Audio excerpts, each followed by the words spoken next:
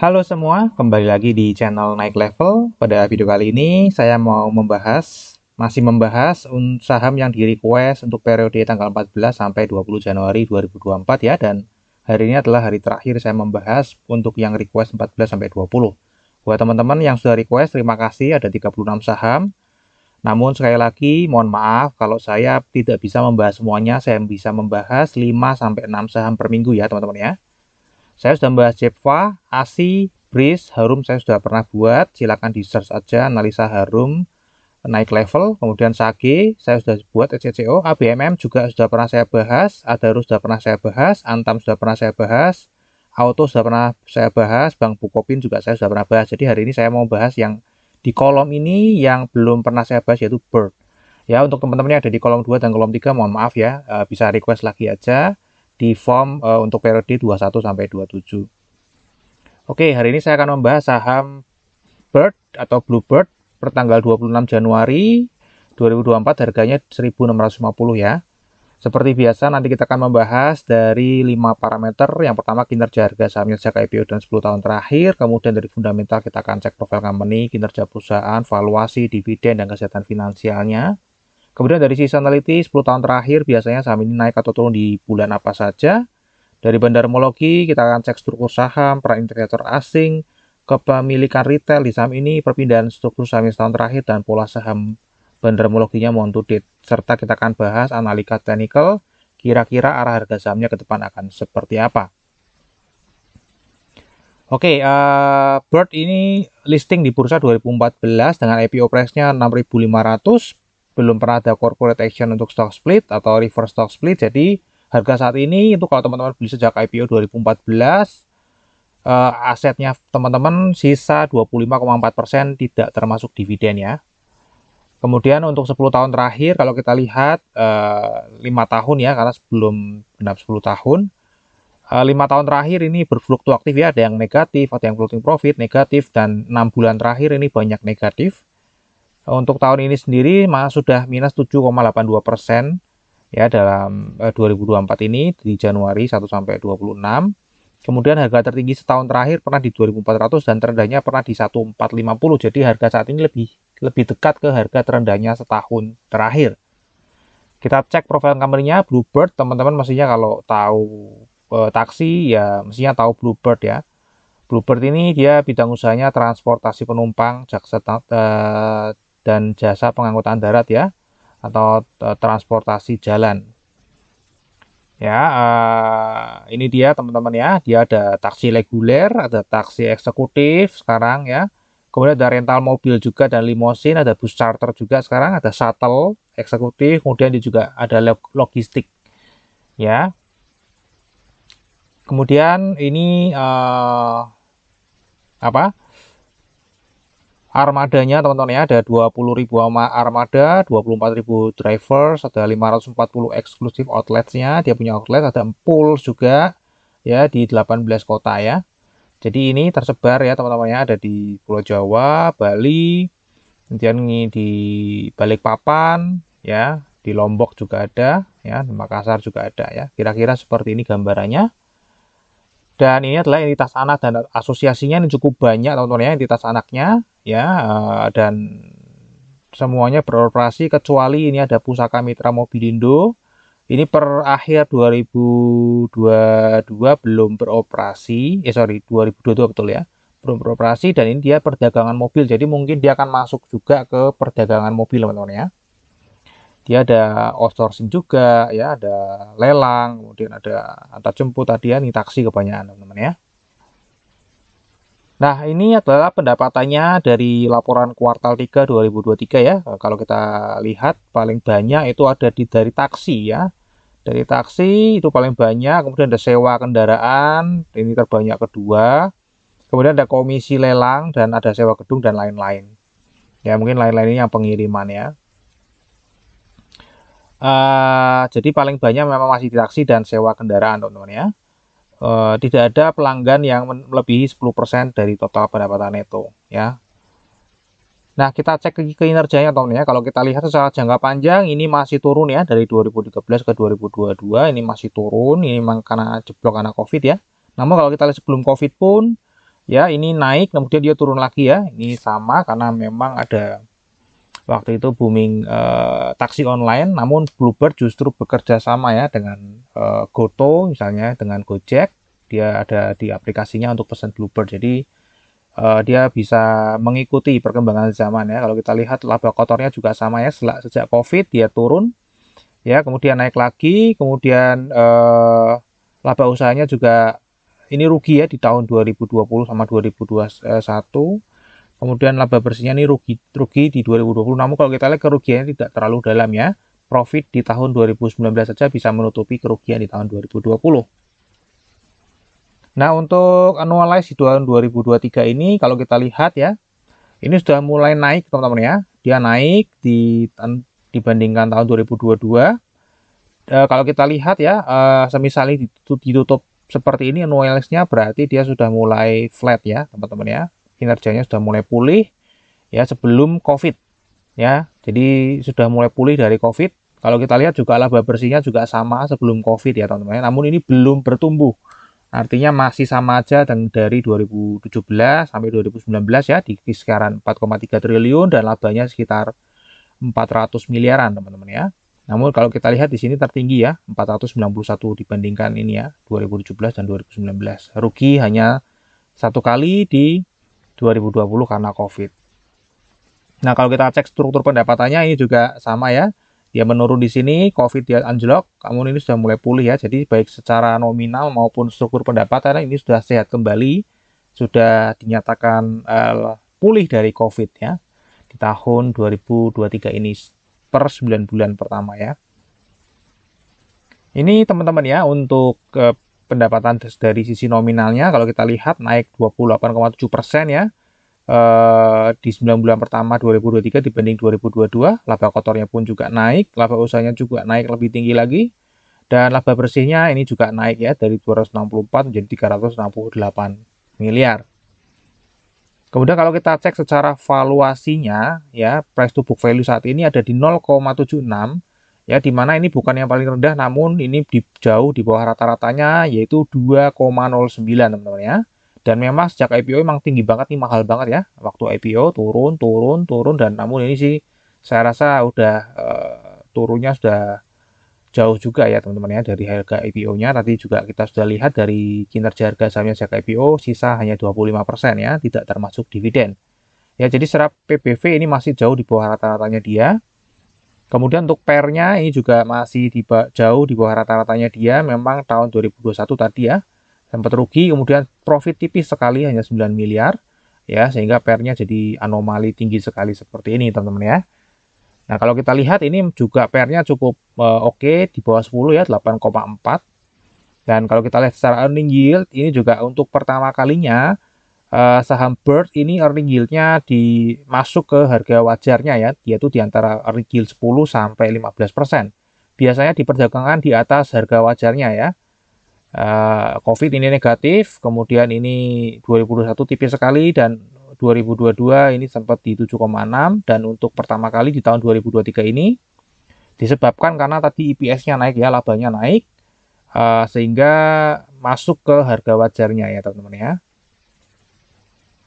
Nah, ini adalah estimasi hitungan harga wajarnya dengan earning yield 10 sampai 15% dengan book value 2172. Itu harga wajarnya ada di PBV 0,6 sampai 0,9, atau kalau kita konversi ke harga itu ada di 1305 sampai 1957. Harga saat ini ya di tengah-tengah teman-teman ya, di tengah-tengah harga wajarnya, masih di range ini ya. Kemudian untuk dividen ini rutin bagi dividen teman-teman ya, kecuali 2020 memang karena COVID ya. Rutin bagi dividen, dan kalau kita lihat yieldnya memang semakin lama semakin tinggi. Dan tadi earning yield di tahun 2023 ini juga cukup tinggi ya, di harga wajarnya mestinya dividennya harusnya semakin tinggi ya, nanti kita akan cek. Nah, di sini teman-teman ya, kalau kita lihat ya estimasinya, ini saya anggap aja membaginya sama dengan tahun 2022 meskipun labanya naik ya, cukup tinggi ya. Jadi ini kalau misalnya estimasi saya betul, berarti yieldnya ini tertinggi ya, 8,9% dibanding tahun-tahun sebelumnya, karena memang ini naiknya cukup tinggi dan DPR-nya cukup tinggi juga. Untuk kesehatan finansialnya dari sisi quick ratio ini sehat ya teman-teman, di atas 1, bahkan tidak pernah menyentuh di bawah 1. Quick ratio, current ratio juga sama. Debt to equity ratio di bawah 1, bahkan di bawah 0,25, ini juga sehat teman-teman ya. Kalau kita lihat dari sebelum IPO dia utangnya cukup tinggi ya, kemudian setelah IPO dia rendah ya, mulai bagus teman-teman ya. Jadi ini oke ya teman-teman ya. Jadi dia setelah menjadi perusahaan publik ya dia menjaga dari hutangnya ya. Nah, untuk seasonality sendiri kalau kita lihat tidak ada sama sekali satu bulan pun yang berpotensi naik di atas 70% ya teman-teman ya. Apalagi ini sejak tahun 2020 ya. Sebenarnya ini kalau sebelum tahun 2020 nih di bulan Desember seringnya naik ya. Namun setelah COVID dia turun terus 3 tahun berturut-turut ya. Dan untuk tahun ini tadi sesuai ya, masih minus di Januari 7,82%. Nah, sekarang kita cek dari bandarmologinya. Ini pengendalinya cukup banyak, teman-teman ya. Pengendalinya cukup banyak. Ada PT Putra Pusaka Citra Joko Sutono. Ya, ini terus ada nama-nama personal di sini yang ada beberapa yang merangkap menjadi komisaris dan direksi. Yang di masyarakat itu ada 26,1% ya, yang scriptless. Total sahamnya 2,5 miliar, teman-teman ya, 2,5 miliar saham. Peran investor asing di saham ini kalau kita lihat sebenarnya dulu tidak terlalu tinggi ya, namun kalau kita lihat sejak Oktober ya, ini pernah Juli 30 ya, Agustus 29, September turun lagi, Oktober 30 sudah mulai teman-teman ya, Januari juga lumayan tinggi mendekati 30. Dan kalau kita lihat korelasinya ini sudah di atas 2 teman-teman ya, bahkan Desember ini 2,42 ya. Ini pernah 2,5 ya, jadi dia kadang aktif kadang pasif ya dalam melakukan distribusi atau akumulasi di saham ini ya. Kalau kita lihat di Januari dia buang cukup banyak ya, 10 juta lembar saham terakhir bulan Juni. Namun kalau kita lihat di bulan Juni dia buang barang tapi tidak berimpact terhadap harga ya, harganya tidak naik atau tidak turun. Jangan di Januari ini pernah ada impact terhadap harga karena di atas 2 ya. Nah, untuk kepemilikan retail sendiri di sini ada totalnya 700 juta. Ya, ini saya juga tidak bisa memilah ya tadi yang dimiliki oleh komisaris dan direksi, pengendali yang menggunakan nama personal. Ya, intinya ini kepemilikannya dalam setahun terakhir Desember ke Desember itu setahun naik 2.300. Namun dengan naiknya investor, jumlah investor ternyata jumlah lembar sahamnya malah turun. Ya, sehingga average per share-nya ini juga turun, value per holder-nya juga turun ya, value-nya juga ikut turun teman-teman ya. Jadi ada investor retail yang besar itu justru malah keluar digantikan oleh investor retail kecil-kecil ya teman-teman ya. Jadi satu investor ini yang masuk itu justru malah mengurangi value-nya 9,7 juta. Kalau kita lihat dari November ke Desember ya, ini turun, jumlah lembar sahamnya malah naik teman-teman. Jadi kebalikan ya, investornya turun namun jumlah sahamnya naik. Jadi investor yang kecil-kecil keluar, yang besar malah masuk ya, yang besar malah masuk sehingga average-nya ini naik dan value-nya 1,7 M ya. Jadi ada value naik di sini 1,7 M. Nah, untuk perpindahan sahamnya tahun terakhir kalau kita lihat ya, tadi dari 2,5 M itu yang floating di bursa adalah 1,5 M atau 60,4%-nya. Ya, tentu saja ini ada berbarengan dengan pengendali ya, cuma saya nggak bisa membedakan siapa yang scriptless siapa yang enggak. Namun kalau kita lihat dari sini dikuasai lokal itu 90%, kemudian dia turun ya setahun terakhir dan investor asing dia mulai membeli ya di saham Bird ini. Kalau kita lihat siapa yang membeli paling banyak, yang pertama adalah reksadana asing. Ya, reksadana asing ini membeli paling banyak setahun terakhir, meskipun 2 bulan terakhir ini justru malah buang barang ya. Justru malah buang barang. Kemudian lokal corporate ya, ini masih setahun terakhir membeli. Ya, 2 itu paling besar ya. Ini ada perusahaan asing yang 2 bulan terakhir cukup agresif membeli ya teman-teman ya di sini. Dapat barangnya dari siapa? Ini dari ada local others, di mana local others ini mungkin mau menghabiskan barangnya, saya nggak ngerti siapa di sini. Kemudian yang kedua dari local insurance, juga mengurangi dari 3% ke 2%. Ya, kemudian ada local ID ya, teman-teman. Local ID ini berkurang 0,91%. Ya, jadi sedang ada akumulasi dalam jangka panjang oleh investor asing ya, teman-teman ya. kemudian adalah perusahaan lokal juga. Nah, untuk pola saham month-to-date gimana, teman-teman? Kalau kita lihat ya, dari Januari ini dia sempat naik ya. Di sini dia distribusinya pelan ya, pelan, tiba-tiba anjlok ini tuh ya. Tiba-tiba ada buangan yang hajar kiri yang cukup dalam ya, hajar kiri yang cukup dalam di sini. Saya nggak ngecek ini investor asing atau bukan, namun yang jelas ini ada buangan cukup dalam.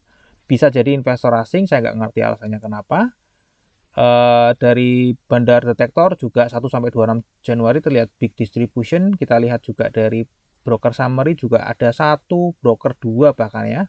Ada 2 broker RF dan YU ini yang buangnya cukup masif ya teman-teman ya. Dan ini hajar kiri ya teman-teman ya, sehingga harganya turun.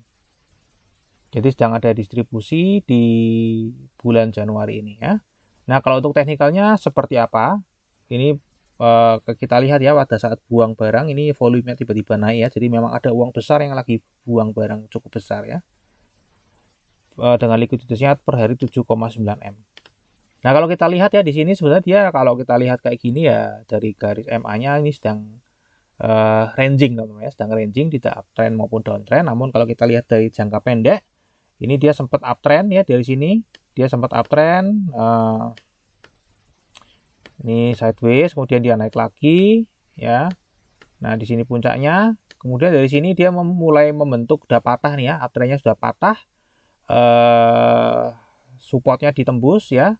Dia membentuk lower low ya, kemudian membentuk lower high juga. Di sini juga sama ya, membentuk lower low, membentuk lower high ya. Jadi ini sedang downtrend teman-teman ya. Jadi kemungkinan ini masih akan turun lagi. Ya, kemudian dia akan naik lagi, kemudian akan turun lagi, mungkin bisa kembali ke harga sini teman-teman ya, 1350 ya, bisa aja ke sini.